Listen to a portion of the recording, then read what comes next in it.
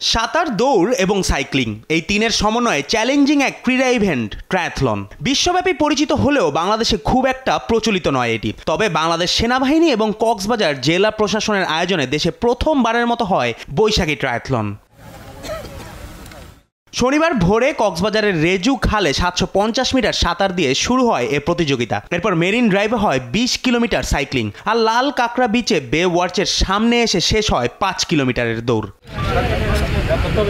প্রতিযোগিতার পুরুষ ক্যাটাগরিতে বিজয়ী হন বাংলাদেশের আয়রনম্যান খ্যাত শামসুজ্জামান আরাফাত। প্রথমবারের মতো সমুদ্র শহর কক্সবাজারে এমন আয়োজন তার কাছে ঈদের মতো লাগছে বলে জানান তিনি। ট্রায়াথলন তিনটে স্পোর্টসের কম্বিনেশন। কক্সবাজারে ফার্স্ট টাইমের মতো বাংলাদেশ আর্মি অর্গানাইজ করছে। Organizing is very well and রাস্তা যথেষ্ট ক্লিয়ার ছিল, গাড়ি ছিল না। তো এটা আমাদের বিগিনিং, মানুষ অনেক উৎসাহিত হবে।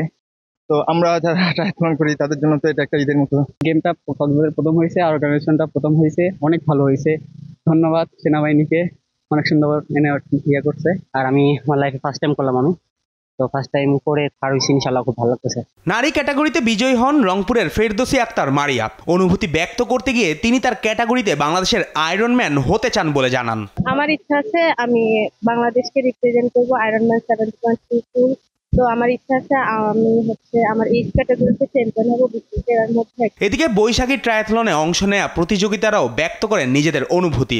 সুইমিং, সাইক্লিং এবং রানিং মিলিয়ে বেশ চ্যালেঞ্জিং ছিল বলে জানায় তারা। সুইমিং, সাইক্লিং এন্ড রানিং এই ট্র্যাকে, মেরিন ড্রাইভের ট্র্যাকে ইটস ভেরি চ্যালেঞ্জিং। দুর্দান্ত অনুভূতি। আমরা চট্টগ্রাম বিশ্ববিদ্যালয় থেকে আমরা 10 জনের একটা টিম আসছিলাম। ধন্যবাদ বাংলাদেশ সেনাবাহিনী এত সুন্দর একটা আয়োজন করার জন্য।